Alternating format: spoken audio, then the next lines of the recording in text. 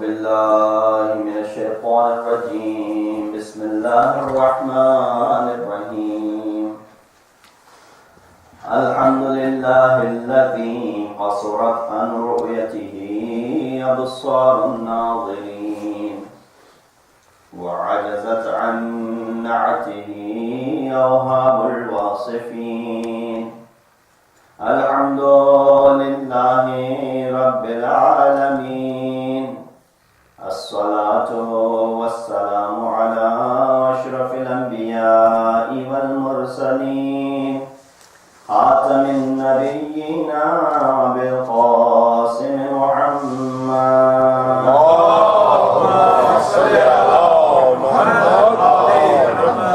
وأهل بيته الطيبين الطاهرين المعصومين الذين أذهب الله عنهم الرجس وطهرهم تطهيرا اللهم صل على محمد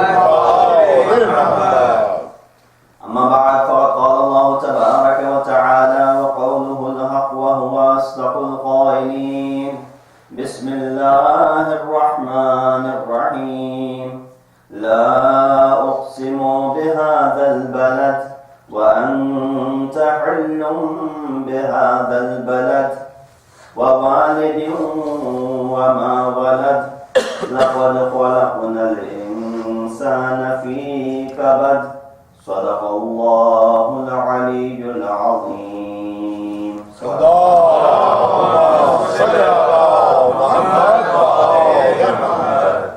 السلام عليكم ورحمة الله وبركاته. Once again, it's an honor to be among all of you.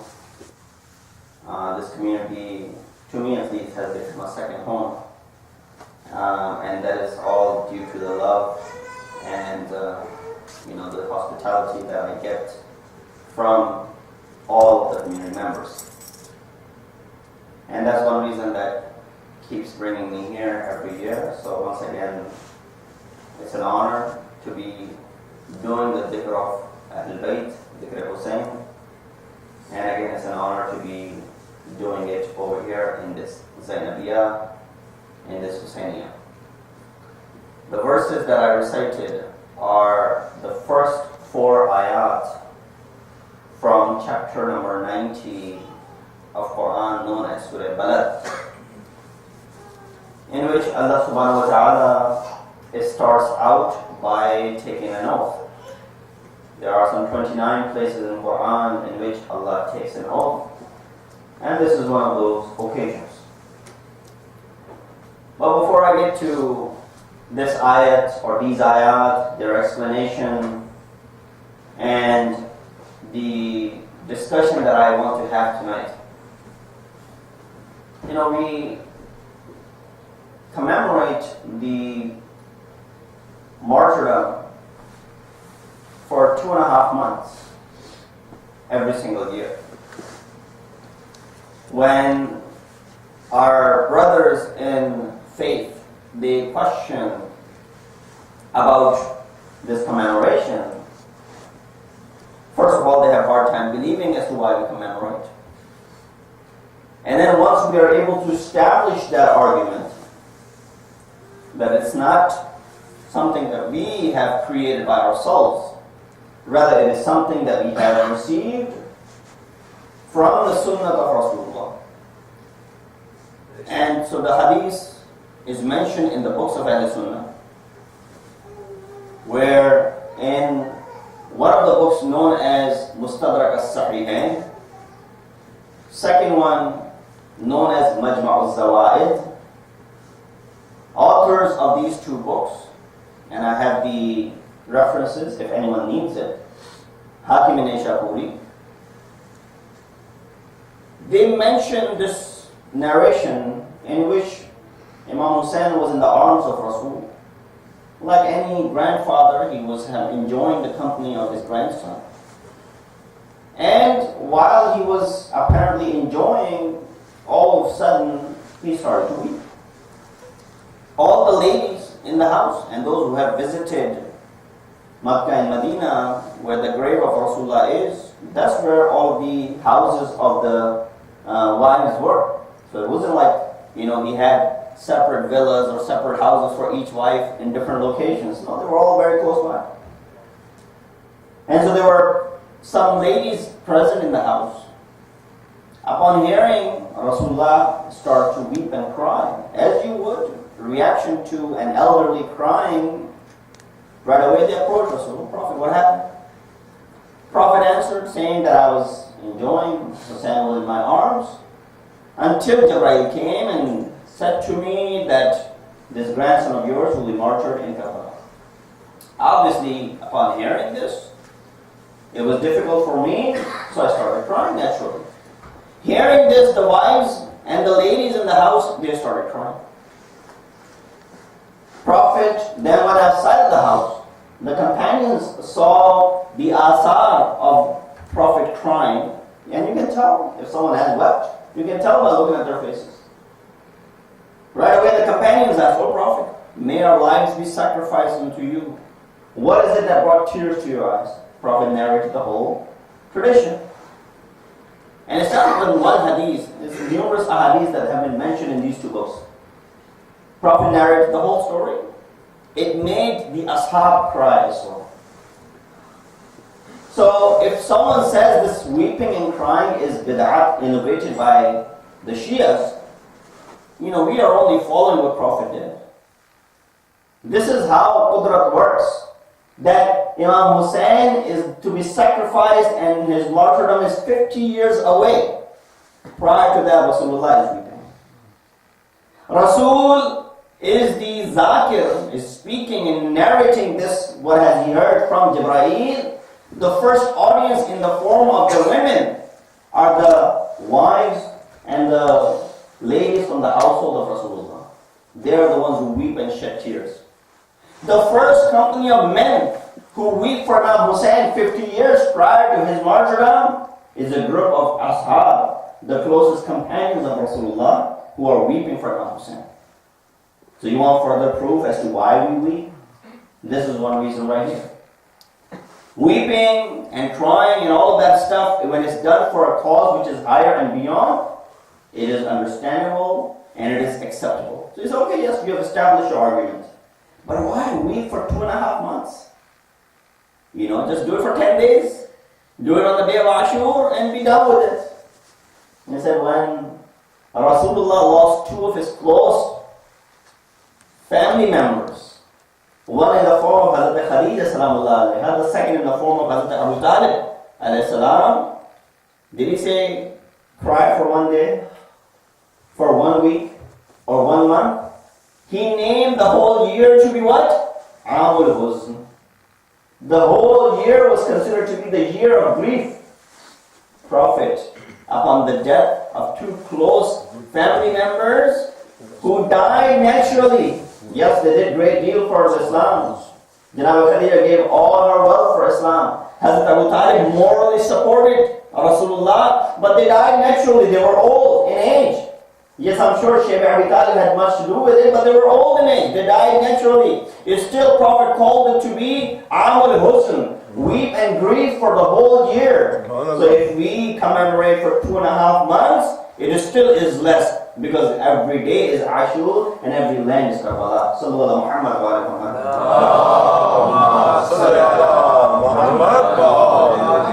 But they are right when they do point fingers by saying, what is the outcome that you commemorate for 2.5 months? There should be some sort of outcome. And that's where we are lacking, actually. We are answerable to an extent. That when we commemorate for 2.5 months, do we see some sort of change in ourselves? Every year we walk into the month of Muharram, into the month of Safar, and all the way to the 8th of Rabiul Awwal, and then we come out of it. And then we go back to being the same individuals again. And in every single year, at least we should have had the respect for Farsh Azar, is that when a time is given, we should be there on time. You give time for wedding, 8 o'clock, barat, 9 o'clock, nikah, 9:30, dinner and so on and so forth. That's fine if people don't obey over there. Desis don't. But when you organize a majlis, it's not just ordinary people who come to this majlis. Janab Sayyid comes to this majlis. We have a belief that Bibi, when she asked, O Rasulullah, in the same hadith, O Rasulullah, will I be around at that time when Hussein is murdered? He said, no. I won't be there. You won't be there, O Sayyida. Ali won't be there, O Sayyida. Even Hassan won't be there. Hussein will be by himself. Janab Sayyida then said, who will then weep for my son? This is where Prophet said, there will be a nation who will be born and they will weep and they will cry for Hussein and the tragedy of Hussein. So this is among our beliefs that whenever we have this partial azan, Janab Sayyida is among the foremost who comes to this majlis. So we give the time to Janab Sayyida at 8 p.m. and we make her wait till 9 until we can get here at our own conveniences so that we can begin the majlis. At least we got to be mindful of who are we inviting to this majlis. At least make sure that when we have these beliefs, we stick to these beliefs. So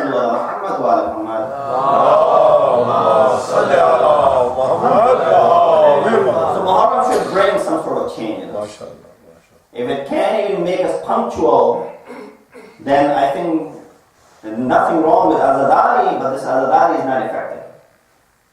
If Mimbar is not being effective and is not playing its role in making us better by any means, then redundancy of what is being discussed will not be. Just so that formality is fulfilled and we have attended the majalis and we are taking our kids there so that we can say tomorrow that yes, that's one thing that we have taken care of as far as our lives are concerned.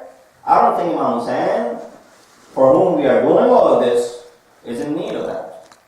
Similarly, how Allah subhanahu wa ta'ala says in the Quran that He's not in need of these prayers and these ibadat. O Musa, if you and everyone on this earth was to do kufr, Allah is ghani. Ghaniyun hamid. He's not in need. If you stop worshipping Him and everyone on the face of the earth stop worshipping Him, Allah is ghaniyun hamid. He does not care. It's you who benefit from it. Example of the sun. You either make your house facing towards the sun or you make your house away from the sun. Does anything get less from the sun? No. When you make it facing towards the sun, you can use this energy positively. When you make your house away from the sun, you are missing out on that energy. Similarly, when you face Allah subhanahu wa ta'ala, you are gaining something out of it. When you step away and turn your face away from Allah subhanahu wa ta'ala, it is you who are at loss. Similarly, when we have these majalis, it is for our own benefit, and let's keep it for our own benefit by promising the way we have promised, and by being punctual, and by adopting these things which we have learned from many, many, many years ever since we've been commemorating these majalis. Going back to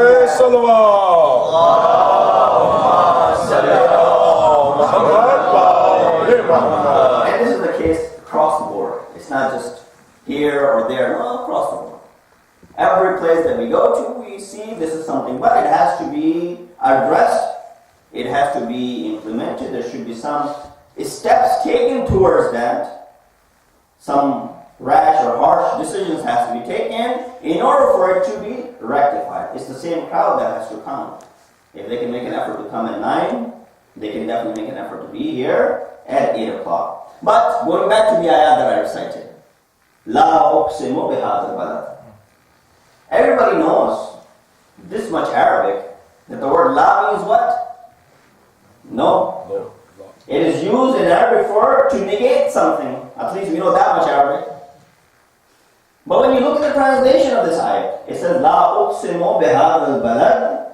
Some have translated this, that I swear by this city. Where it should be what? I do not swear by this city. But the translation says, no, I swear by this city. What happened to this la? We always thought la meant no. La uqsimu should have meant, I don't need to take oath, I don't swear.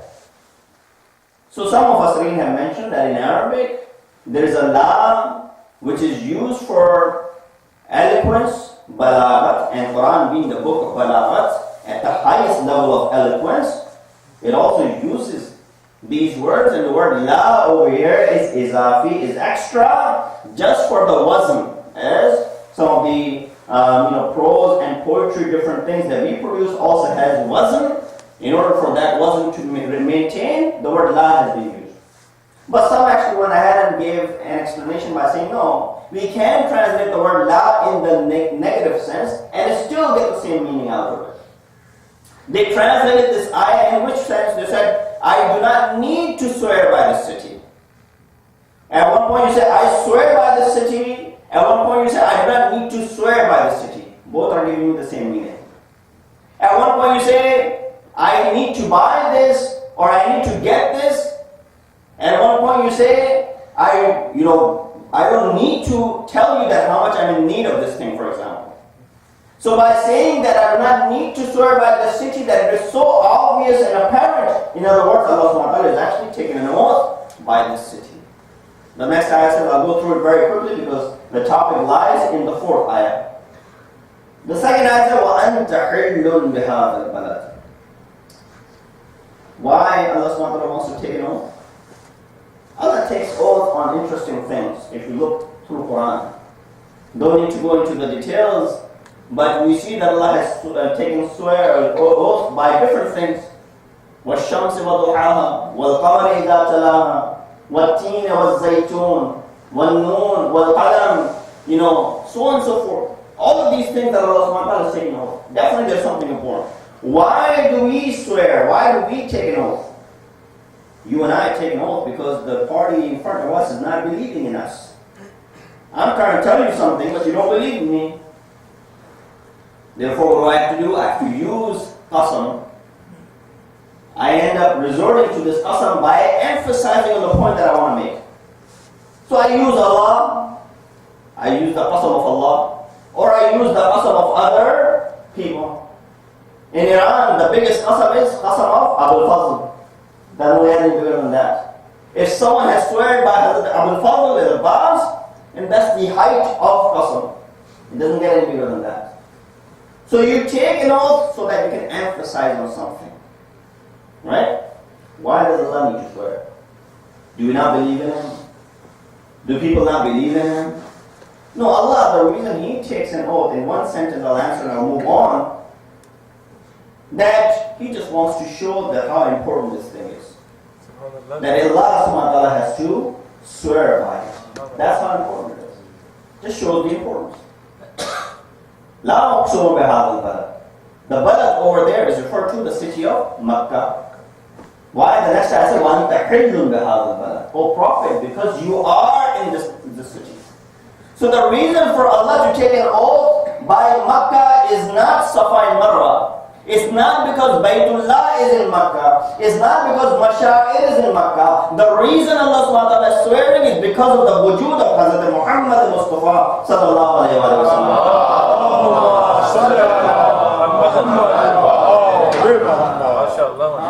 That's the reason Allah is swearing. وَأَنْتَ حِلٌّ بِهَذَا الْبَلَدِ. You know why I'm swearing by the city? Why I'm taking an oath? Because you reside in this city.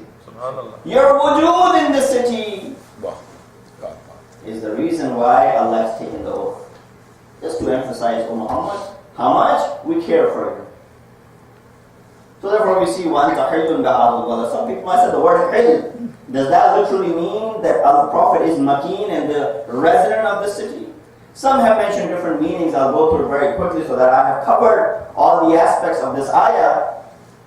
The word hil is used in opposite of haram. Those who have gone for Hajj and Umrah, they know you enter the haram. When you come out of the haram, you're in hil. So you cannot enter haram unless you put on the ihram. When you come out of the haram, ihram comes off, or your ihram comes off even within the city. But you are in hil. If you want to put on the ihram again, you can't put it on from the Makkah. You have to step out of Makkah, go outside, put on the ihram, and then you come back in again. For example, those who go for Hajj, if they want to perform an extra umrah mufrada, how do you do this? When you're done with Hajj, you go outside of the city of Haram, the city of Makkah, outskirts of Makkah. There's a masjid called Masjid al-Tan'im. You go ahead, that's called hil, adna al-hil. That's hil. You're halal. And then you go inside the haram. That's the word hil being used over here. Some people say because it was halal upon kuffar to curse at Prophet, and that's why the word hil is being used over here. They're a prophet. Anta hillun bihadal balad. These are the people who disrespect you in this city. That's why I'm swearing by this city. And so there are many other explanations that we mentioned. Third ayah. وَوَالِدٍ وَمَا وَلَدٍ. And I swear by a father, and I swear by a son. Subhanallah, subhanallah. Who is this father and a son that is being mentioned? We need to look into Quran, and then we need to look into the tafsir of Quran.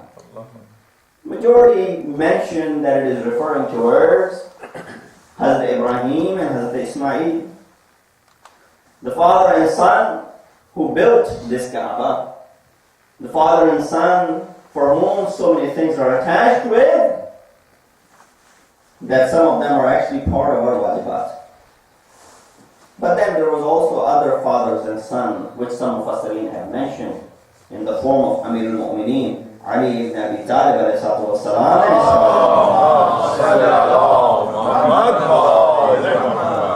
and the last ayah says, لَقَدْ خَلَقْنَا الْإِنسَانَ فِي كَبَدٍ. Indeed, we have created mankind in pain. Kabad refers to distress, pain. So these are the 4 ayahs that I recited in front of you. The topic for discussion is in this 4th ayah. That everyone is created in pain and struggle and distress. Laqad is tahqiq. It's emphasis. Indeed, this is how you translate. Indeed, no doubt, insan has been created in pain. You look at it from the very beginning. It's a painful process for a mother to conceive and all the way to the delivery. It's a very painful process. Child goes through pain. No, mother goes through pain. And alongside with it, the poor father also goes through pain. May not be physical, but goes through this pain. Painful process. And then do you think after the delivery, the mushkilat and the struggles end there? No. This person who has brought this bundle of joy that brought so much joy to your faces and to the family, is going to make you go through a lot of pain as well. And then so the life continues. So indeed, insan is in pain. There's no one who's istisna, exception from this pain and from this struggle. We see that Allah subhanahu wa ta'ala tests and trials are given to humankind.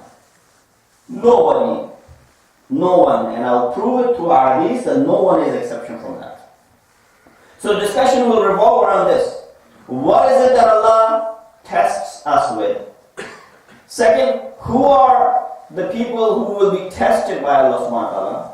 And third, why does Allah subhanahu wa ta'ala need to test us? And inshallah towards the end we'll draw some conclusions.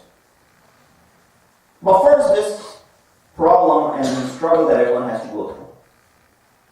Pareshani and problem is part and parcel of your life. Don't try to remove it from yourself. It will be there. And no one is exception from it.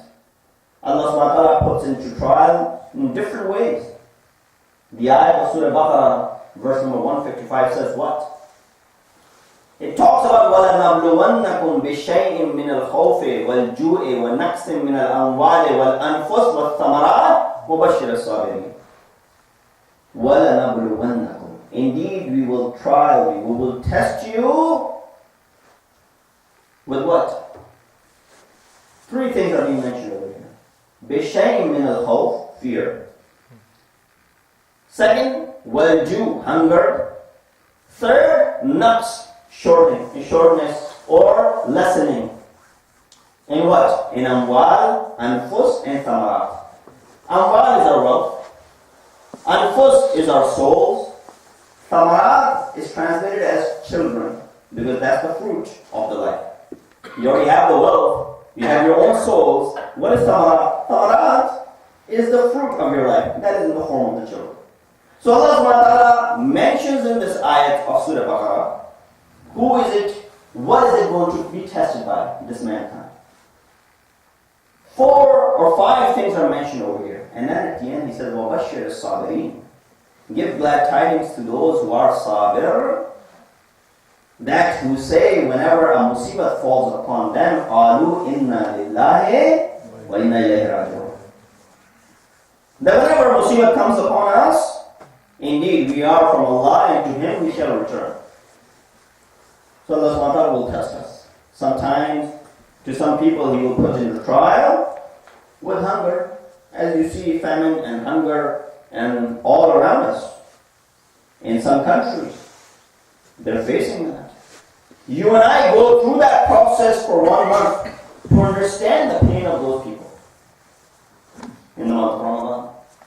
But there's only so much that we can do unless we face it ourselves. Some people are given fear. Fear of what? Different things. People have different fears. Allah tests people with their wealth. Sometimes by giving them wealth, Allah is testing them. Sometimes by not giving them wealth, Allah is testing them. Allah tests people with children. Sometimes by giving them children, Allah is testing them. Sometimes by not giving them children, He's testing them. Both the reward from Allah or the bestowal from Allah and not deprivation from Allah subhanahu wa ta'ala, both are a matter of pride for you. You're facing this trial when you have kids. You're facing a trial when you don't have kids. You say, well, how is it a trial for me if I have kids? Ask those who have children. They'll fill you in. How is it a trial for those who don't have any kids? Ask them what they're lacking. So they both are facing trials and tribulations. Sometimes Allah tests you by giving you only one child. Sometimes He tests you by only giving you boys. Sometimes He tests you by only giving you girls. Different trials, different things, different people are facing. Some people think, oh, look at the lives of so and so, mashallah, they're enjoying, they're not a Muslim. Right away the concept comes into our mind, these celebrities that we have seen. They're making so much money, they're living such high-class life, and that's the life that we need to live. I'm sure nobody, imagines that way, but we look at them saying that, look at the life that they're enjoying. Nobody over here wants to have that sort of life. I'm sure you'd rather have this life than that life. But still, you look at it sometimes and ask why. Even with all the hi-fi life that they're having, they have so many problems. In fact, the more you have, the more problems you have. The less you have, the lesser problems you have. So this is the concept sometimes we fail to understand. I need to have all of this. No, the more you will have, the more problems you will have. The less Allah has given you is actually a favor from Allah subhanahu wa ta'ala, that He does not want to put you in so much trouble. That's the reason He has kept something away from you, that He has given to other individuals. So here I want to take you to who is it that Allah is going to test. We look at this hadith in which Ma'soom mentions, he said, إِنَّ الْبَلَاءَ لِلظَّالِمِ عَذَابٌ وَلِلْمُؤْمِنِ امْتِحَانٌ وَلِلْأَنْبِيَاءِ darajatun walil awliya'i karamatun. I said before, nobody is spared from this, and no one's an exception from this. Everyone will be tested. Hadith says, innal bala. The word bala over here is not to be confused with the bala in Urdu. Bala chali gayi nahi. Bala mubtala means to be tested. As in Surah Baqarah we read, وَإِذِ ابْتَلَىٰ إِبْرَاهِيمَ رَبُّهُ بِكَلِمَاتٍ. That we tested Ibrahim with some words and he came out so and so. That's the bala which is being discussed. So another reason we need to start the majalis on time is so that people don't fall asleep, or because it's getting so late that they fall asleep because it's already past their bedtime. So if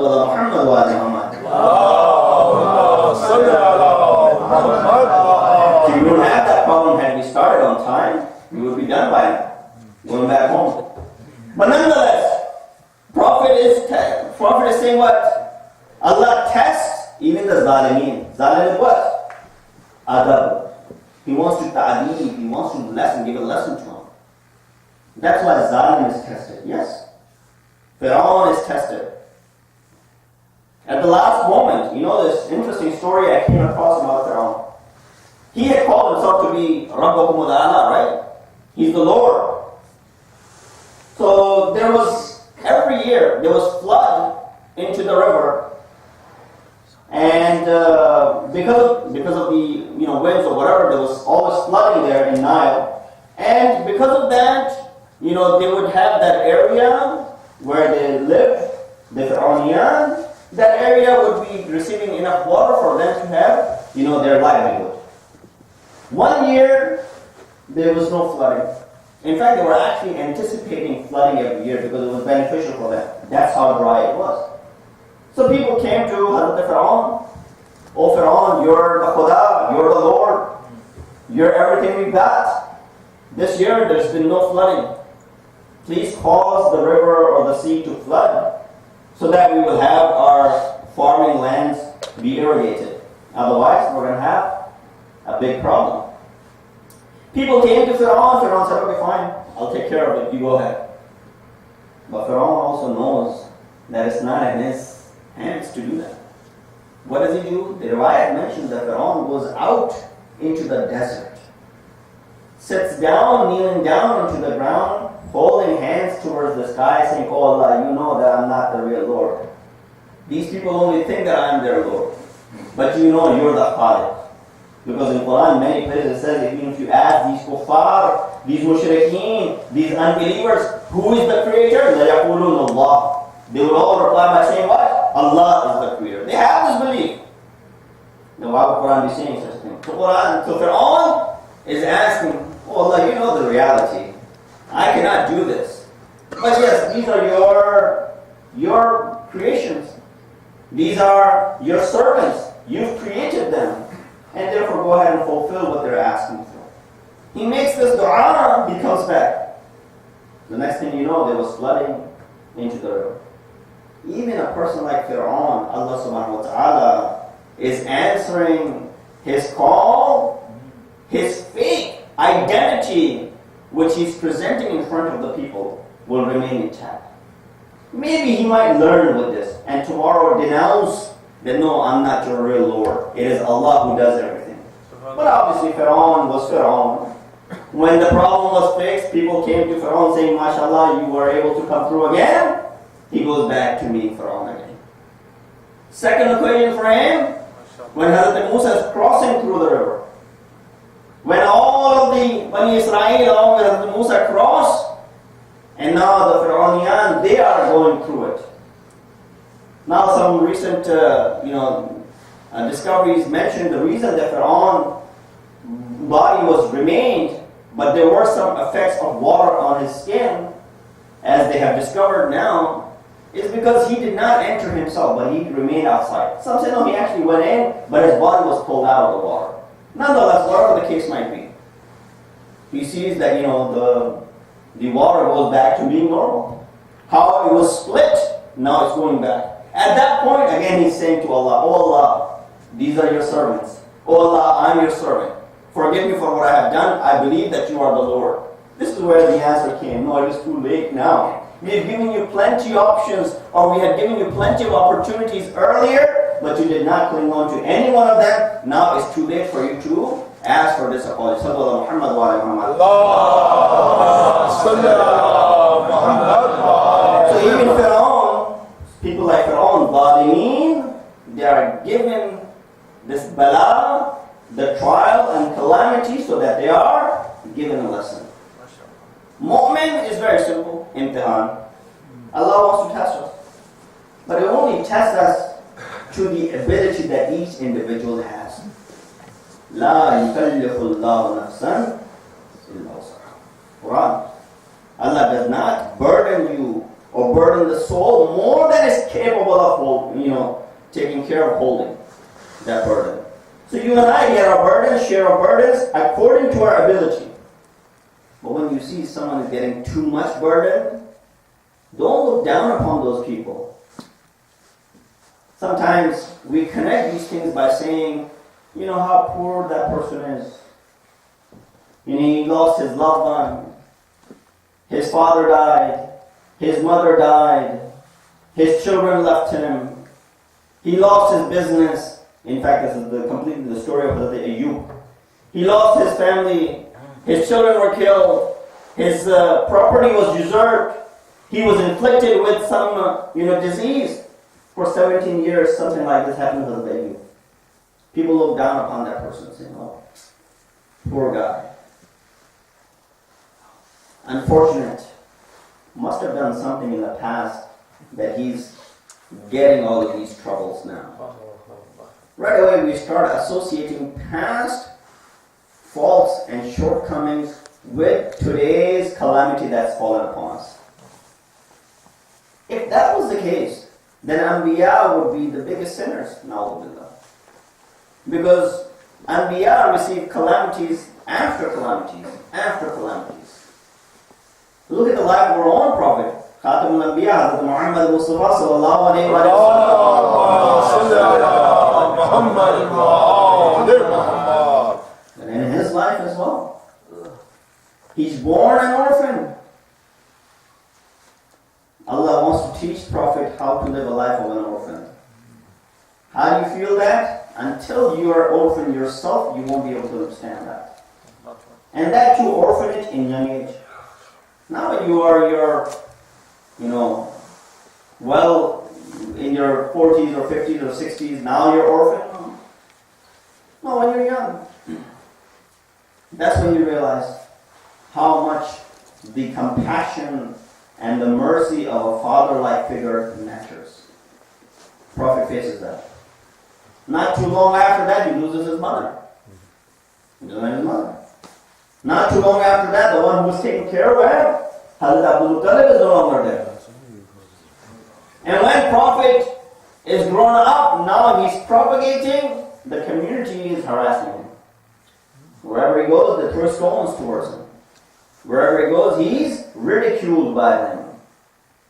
If he loses his son, people ridicule him. They make fun of him, call him Abtar. And all of the calamities that fell upon Prophet throughout these wars and so on and so forth. And even when his janazah is there, that's a calamity over there as well. That the ummah leaves the janazah of a person who brought him to be kuntum khayra ummati. We were the best nations. Best nation who left the janazah of Rasul before it being buried. So then you would say, well, Prophet is the most unfortunate. Here we understand one universal law, qaida kulli. And the one who receives the most difficulties by Allah subhanahu wa ta'ala is the most beloved in the sight of Allah subhanahu wa ta'ala. No one is more beloved than the Zat-e-Girami of Hazrat Muhammad Mustafa sallallahu alayhi wa sallam. Prophet, who is the Khatam al-Anbiya, who is the most beloved. Yet he is receiving the most amount of calamities. I don't have time to go in the details of who receives it very quickly. We go ahead and read the story of Hazrat Nuh alayhi salam. So we remember, Zalim is tested, Mu'mineen are tested, Anbiya are tested. If the reason and the criteria for testing someone was their past mistakes, then why would Allah subhanahu wa ta'ala need to test his Anbiya? I'll just mention about one Nabi and I'll go towards Masah. Inshallah, rest tomorrow. Go ahead and read chapter Nuh. Chapter Nuh, or chapter about Hazrat Nuh. It's a whole chapter in which Hazrat Nuh is reciting his Nawha. So those who say that Shias weep, Hazrat Adam is among those individuals who spent majority of his life weeping and crying. Primarily, initially, for the mistake. He did tawbah after tawbah after tawbah. And then Hazrat Nuh, who is known as second Abul Bashar. Hazrat Adam is the first Abul Bashar. Hazrat Nuh is the second Abul Bashar. He cried and wept so much that his title became Nuh. You know who's Nuh? The one who laments. The one who does Noha. So it's not Shias who do Noha only. Hazrat Nuh used to do Noha as well. And if you want to read the Noha about the Nuh, go read chapter Nuh.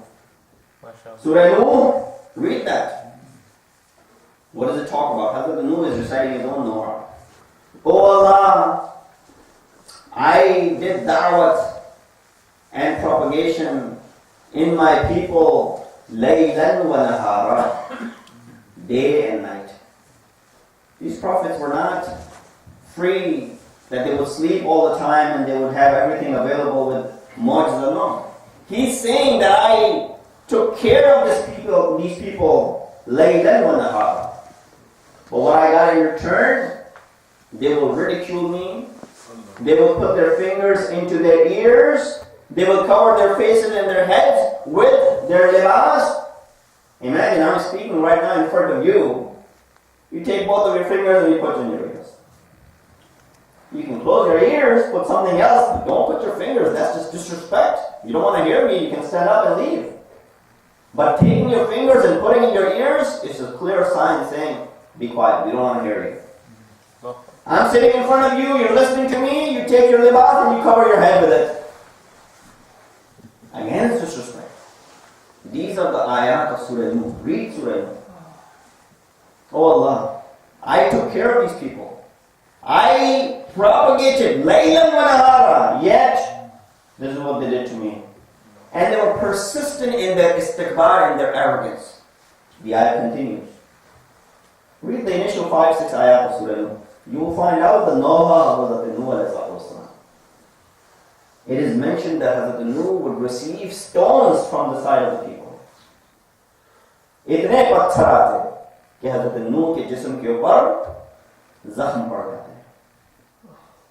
اور پھر اللہ سبحانہ وتعالیٰ کو فرشتوں کو بھیجنا پڑتا. وہ جاتے اپنے پروں کے ذریعے حضرت نوح کے بدن پر ملتے تو حضرت نوح کے وہ زخم زائل ہو جاتے. وہ اگلے دن دوبارہ تبلیغ کرنے کے لیے نکلتے، ورنہ اتنی سکت نہیں تھی کہ دوبارہ کھڑے ہو سکتے. تو یہاں پہ کچھ نبی ایسے ہیں کہ جن کے جسم پہ جب زخم ہو جاتا ہے تو فرشتوں کو لایا جاتا ہے کہ تاکہ ان کے جسم پر ملیں تو ان کے زخم کو زائل کر دیا جائے. لیکن کچھ ہستیاں ایسی بھی ہیں کہ جب فرشتوں کے اوپر کوئی عتاب آ جاتا ہے اور وہ اپنے بالوں پر کھو بیٹھتے ہیں. تو جب ایک دفعہ دیکھا ایک فرشتے نے کہ ایک فوج اور فوج فرشتوں کی جا رہی ہے رسول اللہ کی طرف، کہا کیا ایسا ماجرا ہے؟ کہا تمہیں پتہ نہیں ہے کہ رسول کی ولادت ہوئی ہے حسین کی، رسول کی ولادت حسین کی ولادت کی وجہ سے رسول کے گھر کا رخ کیا ہے تاکہ ان کو مبارکباد دے سکیں. کہا مجھ کو بھی اپنے ساتھ لے چلو. فطرت نے کہا مجھ کو بھی اپنے ساتھ لے چلو، کہا میں بھی شاید جا کے زیارت کر سکوں اور رسول کو مبارکباد دے سکوں. جب آپ خوش ہوتے ہیں، جب کسی کی کوئی ولادت ہوتی ہے تو بالوں پر دوبارہ عطا ہو گئے. یہ کہتا ہوا فطرت وہاں سے چلا، انا عتیق الحسین، میں تو حسین کا آزاد کرتا ہوں. یہ بات 61 ہجری میں ختم ہو جاتی اگر رسول نے کہا ہوتا کہ حسین کے جسم سے مس کر دو، لیکن رسول نے کہا نہیں، حسین کے گہوارے سے مس کر دو، کیونکہ حسین کا جسم تو 61 ہجری میں ختم ہو گیا، لیکن کہا گہوارے سے مس کر دو تاکہ قیامت یہ چیز ہم لوگوں کے لیے بات رہے، کھلی رہے کہ اگر کوئی شخص جاتا ہے حسین کی بارگاہ میں، حسین کی ذریعے سے کچھ اپنے آپ کو مس کرتا ہے تو یقیناً وہ برکات اس کو بھی ملنے والی ہیں.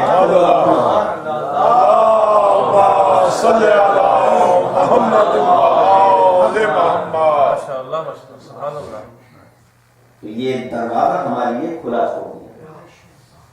اس لیے آپ دیکھیے بڑی خوبصورتی سے خواجہ معین الدین اجمیری نے وہ شعر ہمارے سامنے رکھے ہیں کہ شاہ ہست حسین و بادشاہ ہست حسین، دین ہست حسین دی پناہ ہست حسین، سردار ندار دست در دست یزید، حقا کی بنا لا الہ ہست حسین. کئی دفعہ آپ نے یہ شعر سنا. ذرا اس شعر کی نزاکت کو دیکھیے. یہ شاعر نے کتنی خوبصورتی سے اس شعر میں کچھ ایسے پہلوؤں کی طرف اشارہ کیا کہ شاید نگاہ نہ گئی ہو. جو ذوق رکھتے ہیں وہ اس چیز کو پرکھیں گے کہ لفظ حسین ان 4 لائنوں میں، 4 سطروں میں 5 مرتبہ استعمال کیا گیا. پہلی لائن میں 2 مرتبہ ہے شاہ ہست حسین و بادشاہ ہست حسین، دوسری لائن میں 2 مرتبہ ہے دین ہست حسین دین پناہ ہست حسین، اور چوتھی لائن میں 1 دفعہ ہے حقا کے بنا لا الہ ہست حسین. گویا بیان یہ کرنا چاہ رہے ہیں کہ یہاں پہ گفتگو صرف حسین کی نہیں ہے بلکہ پنجتن کا پورا تذکرہ کیا جا رہا ہے. دوسری چیز دو مختلف لفظ استعمال کیے، شاہ بھی کہا اور بادشاہ بھی کہا. یہ دونوں ہمارے لیے تو شاید ایک ہی ہوں گے. شاہ ایران تھا وہ بادشاہ بھی تھا، شاہ اردن ہے وہ بادشاہ اردن بھی ہے، شاہ مصر ہے وہ بادشاہ بھی ہے. شاہ اور بادشاہ میں شاید ہم تو فرق نہ کریں، لیکن شاہ اور بادشاہ نا آپ جا کے دیکھے گا فرق موجود ہے. بادشاہ وہ ہے کہ جو لوگوں کے جسموں کے اوپر حکومت کر رہا ہے، شاہ وہ ہے کہ جو لوگوں کی روحوں کے اوپر حکومت کر رہا ہے. یہ فرق ہے حسین میں کہ حسین نہ صرف لوگوں کے جسموں کے بادشاہ ہیں بلکہ ان کی روحوں کے بھی بادشاہ ہیں. اسی لیے آپ دیکھیے وہ گناہ کہہ لیجیے، ترک اولا کہہ لیجیے، جو بھی کام تھا سرزد ہوا تھا اس جگہ سرزد ہوا تھا، اور یہاں پہ اس کی شفا مل رہی ہے حسین کی درگاہ سے. اس کا مطلب یہ ہے کہ حسین کی دسترس صرف یہاں تک نہیں محدود ہے بلکہ اس کی بارگاہ میں بھی ہے. شاہ حسین بادشاہ دونوں کا لفظ اس لیے استعمال کیا تاکہ دونوں کے معنی سمجھ میں آ سکیں، اور بڑی خوبصورتی سے کہا کہ جس شعر میں، جس سطر میں میں نے حسین کے دشمن اور اس کے قاتل کا تذکرہ کیا ہے، اس قابل کا سمجھا کہ میں حسین کا نام بھی اس سطر میں استعمال کرتا. کہا سردار ندا دست در دست یزید کا ذکر جو کیا تیسرے لائن میں، تو حسین کا ذکر تک نہ کیا تاکہ حسین کا ذکر ایک ساتھ یزید کے ساتھ نہ کیا جائے. تو بات یہ محمد والے تو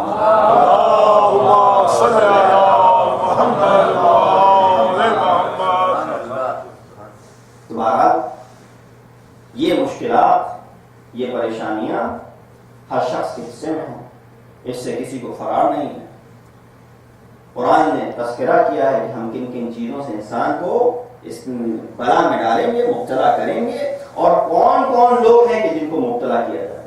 کل انشاءاللہ آپ کے سامنے بیان کروں گا تھوڑا سا تذکرہ کر کے کہ ریزن کیا ہے کہ خداوند متعال انسان کو مبتلا کرتا ہے، اور انشاءاللہ اس کے پھر کچھ سولوشنز، تاکہ ایک مکمل فارمولا اور ایک پورا پیکج ہمارے سامنے رہے.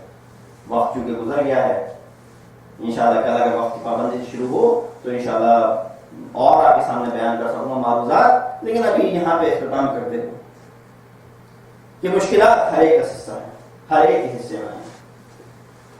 اور جب دین کو ضرورت پڑی تو آپ دیکھیے کہ حسین نے وہ مشکل مرحلے سے گزر کر دین کی بقا کی خاطر، اسی لیے ایک عالم نے بڑی خوبصورتی سے کہا کہ اسلام محمدی الحدوث ہے اور حسینی البقا ہے. یعنی حدوث جو اسلام کا ہے، اوریجنیشن جو اسلام کی ہے وہ تو محمد سے ہے، لیکن بقا جو اسلام کی ہے وہ حسینی ہے. اسی لیے جب امام حسین نے یہ راہ چنی ہے تو بڑا کٹھن مسئلہ ہے، امام اہل بیت کو پریفرنس دیں یا دین کو پریفرنس دیں. اس لیے امام یہ کہتے ہوئے نظر آتے ہیں کہ اگر میرے بچے شہید کر دیے جائیں، ارے میرے بھائی کے شانے کٹ جائیں، ارے میری بہنوں کی چادر چھن جائے، اگر اس کے عوض دین بچ جاتا ہے نبی کا، تو یہ قربانی کئی بار دی جا سکتی ہے. اور یہی جذبہ تھا کہ جو ہم کو ان خواتین میں نظر آیا. آپ کہیں گے حسین تو معصوم ہے، لیکن وہ جو حسین کے ساتھ گئے ہیں وہ تو معصوم نہیں ہے. پھر وہ کس قدر اس درجے کے اوپر فائز ہیں کہ وہ اس عمل کو بخوبی انجام دے پا رہے ہیں. آپ نے اس کا ایک ویو کربلا میں دیکھا. اسی لیے شاعر نے کیا کہا ہے کہ حدیث عشق کو دو واپس، کربلا و دمشق یکی حسین رقم کر دیگری زینب. کہ اس حدیث کے دو باب ہیں، ایک کربلا میں اور دوسرا دمشق میں. ایک کو حسین نے لکھا اور دوسرے کو زینب نے مکتوب کیا. یہاں امام حسین کی شہادت ہوتی ہے، وہاں جناب زینب کا جہاد شروع ہوتا ہے. اب تک اگر حسین سپہ سالار تھے، اب تک اگر حسین کی کمانڈ تھی، اب زینب کی کمانڈ ہے. اب تک اگر حسین پہرا دے رہے تھے، اب زینب ہیں جو پہرا دے رہی ہیں. روز عاشور شام غریبہ سے جو زینب کی یہ وظیفہ شروع ہوا ہے، یہ 40 تک کے زینب کا چلا ہے. جب وہ ننھی بچی کھو گئی تھی، شام غریبہ کے بعد جب زینب نے ایک دفعہ نگاہ دوڑائی تو سکینہ کہیں نظر نہ آئی. سکینہ کو ڈھونڈتی ہوئی جب جناب زینب پہنچتی ہیں بیامان میں تو کیا دیکھا کہ بیٹی ایک بنا سر کے لاشے کے ساتھ لپٹی ہوئی ہے. کہا ہے بیٹی تم یہاں پر کیسے پہنچی؟ کہا جب ہنگام وہ تھا کہ آگ لگائی جا رہی تھی میں خیام سے نکل کر اس طرف دوڑی اپنے بابا کو پکار رہی تھی. بابا بابا آواز دے رہی تھی کہ کہا کیا دیکھا؟ کہا بیٹی لوگ چہرہ دیکھ کے شکل دیکھ کے پہچانتے ہیں, اس جسم کے ساتھ تو کوئی شکل نہیں ہے, کوئی سر نہیں ہے, تم نے کس طریقے سے پہچانا کہ یہ تمہارے بابا کا جسم ہے؟ کہا جب بابا بابا کہا تو ایک دفعہ ہاتھ بلند ہوئے, میں سمجھ گئی یہ میرے بابا کے ہاتھ ہیں, میں نے اپنے آپ کو اس لاشے پہ گرا دیا. زینب کا کارنامہ اسی دن سے شروع ہوا ہے. ارے کوفے کے بازاروں سے گزری ہیں, شام تک پہنچی ہیں, لیکن شام میں جو زینب پہ گزری ہے اس کا اثر یہ ہوا کہ امام زین العابدین حتی پلٹ کر آنے کے بعد بھی کئی دن تک یہ کہتے رہے, جب بھی پوچھا جاتا تھا کہ اے مولا آپ پر سب سے زیادہ مشکلات کہاں پیش آئیں, تو امام یہ کہہ کے چپ ہو جاتے تھے الشام الشام الشام. ارے ہم پہ مشکلات صرف شام میں پیش آئیں. ارے مولا کیا کربلا میں کوئی مشکل پیش نہ آئی؟ ارے کیوں نہ آئی؟ امام حسین کو شہید کر دیا, حضرت عباس کو شہید کر دیا, علی اکبر کو شہید کر دیا, اور محمد قاسم شہید کر دیے گئے, اتنے اصحاب شہید کر دیے گئے, لیکن امام نے کربلا کربلا کربلا نہ کہا. ارے کیا کوفے میں مشکلات نہ پیش آئیں؟ کوفہ تو وہ شہر تھا کہ جہاں دارالحکومت تھا. آپ کے بابا آپ کے جد کے زمانے میں کہاں وہاں مشکلات آئیں, مگر وہ بھی قابل فہم تھیں. لیکن جو شام میں گزرا امام زین العابدین تا حیات الشام الشام کہتے رہے. اجرکم اللہ, خدا کو کسی غم میں نہ رلائے سوائے غم حسین کے. ایک دفعہ دربار یزید ہے, دربار یزید نے ایک دفعہ زینب کی طرف رخ کیا اور کہا یہ کون ہے؟ میں ان سے محض گفتگو ہونا چاہتا ہوں. ارے کچھ علماء کے بیان کرتے ہیں کہ جب وہ یہ مسائل سنتے تھے اور ذاکر کہتا تھا کہ حسین کہتا تھا کہ ہم شیرہ حسین جناب زینب یزید سے ہم کلام ہوئی, تو کہتے تھے اے ذاکر بس رک جا, آگے ذکر کرنے کی ضرورت نہیں. ارے یہ سب سے بڑی مصیبت ہے کہ زینب یزید سے ہم کلام ہو رہی ہے. ایک دفعہ زینب نے گفتگو کی, یزید کو ہاتھ سوار کر منہ توڑ جواب دیا اور یہ بیان کر دیا ان کے تم نے جو کیا ہے وہ سراسر غلط ہے.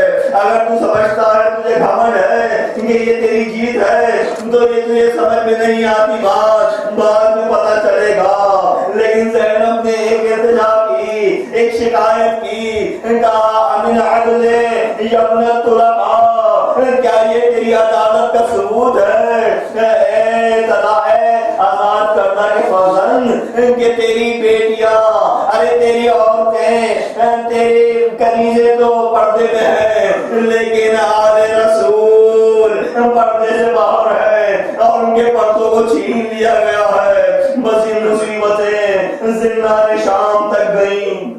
لیکن زینب نے ایک تہلکہ مچا دیا, ایسا تہلکہ مچایا کہ ہر طرف چیخ کہ یزید نے غلط کیا.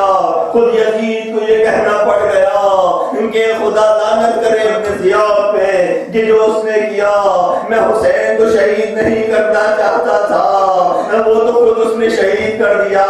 یہ باتیں ہوئیں. زینب نے اپنے ان کلمات کے ذریعے شام کے حکومت کو لرزا دیا. ایک دفعہ وہ وقت آیا, یزید نے خود جانے کے لیے پوچھا کہ آپ لوگ جانا چاہتے ہیں تو جا سکتے ہیں, رکنا چاہتے ہیں تو رک سکتے ہیں.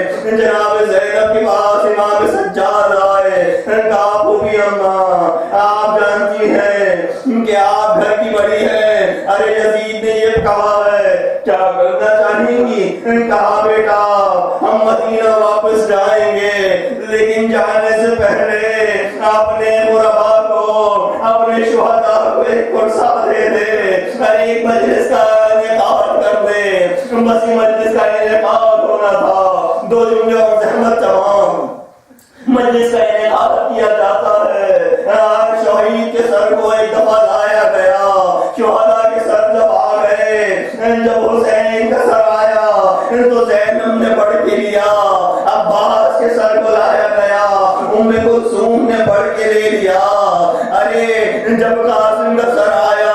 تم نے فرمانے بڑھ کے لے لیا. اس طریقے سے بچوں کے سر آتے رہے.